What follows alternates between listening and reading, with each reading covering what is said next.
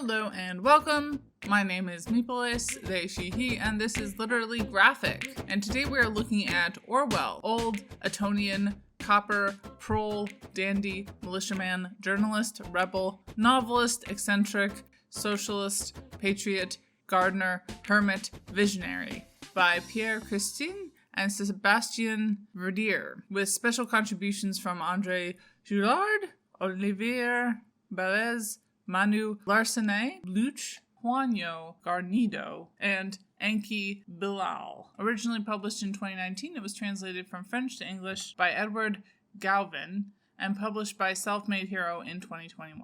Content notes for hunting and harm to animals, violent discipline, and colonization. I'm not going to take the time to outline the lives of every single contributor to this graphic biography, but looking at the author, Pierre Christin, born July 1938. He is a French comic creator, best known for his work on Valerian. He has also apparently been the professor of French literature at the University of Utah, Salt Lake City. Flipping to the rear French flap, Sébastien Verdier describes himself as a self-taught comic book artist and author of the acclaimed Ultimate Agency. Keywords that came to mind reading Orwell: British Empire, coming of age, working people, family, journalism, infighting, and fighting fascism. The Goodreads description is, quote, an intimate look at the life and work of England's greatest novelist and political essayist, and author of the dystopian masterpiece 1984, George Orwell's most celebrated work, 1984, and the prescient vision it contains of a society governed by Big Brother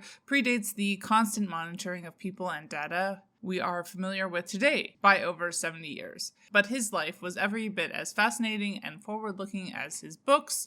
Orwell studied at Eton, joined the police in Burma, fought in the Spanish Civil War, fiercely opposed Stalinism, and lived in London's slums while working as a journalist. Orwell offers readers an intimate yet definitive portrait of our greatest political writer. End quote. Starting out with the art, for the most part, I thought it was really well done. The majority of the art is done by Verdier, and they have a style that really felt like it complemented the material. It definitely leans towards the more detailed side of things, but manages to never cross a line, to my mind, that pushes it over the edge to just cluttered and overbearing. Similarly, the contributions by other artists were really interesting and well done. My only small complaint is that it didn't seem like it was possible to figure out which person did which spread. The only thing art-wise that struck me as kind of meh was the selective coloring. Initially, it mostly highlights relics from Orwell's time in India, which seemed exoticizing in an icky way. After that, it mostly felt like the flags were in color, as well as some blood, which makes some sense, but overall I didn't think it would make a huge difference if they hadn't done these colored spots. In contrast, I felt like the inclusion of quotes from Orwell's writing was used to much better effect. The choice to set them apart using typography worked out very well in my opinion, and the book would have been weaker without them. Overall, I would say that the writing was a notch lower than the art, perfectly reasonable and not unskilled, but kind of uninspired. I didn't really have strong positive or negative feelings about Orwell going into this book. I assume that Christin is a fan of Orwell, but it didn't feel like they necessarily made a winning argument for why their readers should also be big fans. I should probably try and develop more of a familiarity/opinion about Orwell for myself, but he's generally struck me as the kind of historical figure that most people portray as agreeing with them politically, and I haven't had the inclination to try and break through that and find out the truth. Lol.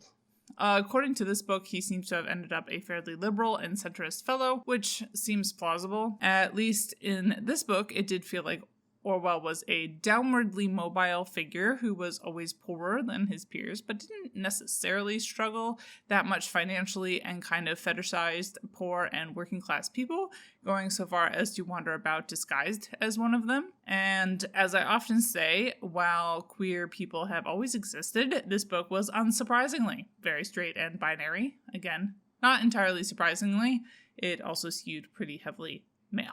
Race came up a bit, mostly in the context of Orwell's time in India. As I already said, I'm not terribly familiar with Orwell's opinions about things, so I'm not sure if they are glossing over anything.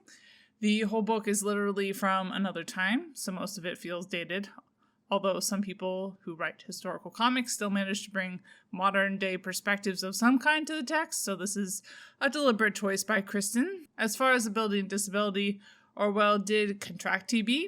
There is some discussion of the implications, and Orwell is depicted developing a rather ominous cough as we round the final few pages of the book before he passed away. To conclude, balancing all that out, I feel like it lands on a 2.5. For now, I feel like that translates to 3 out of 5 stars on Goodreads, but we shall see. Bye y'all, keep reading an organized and capitalist impression.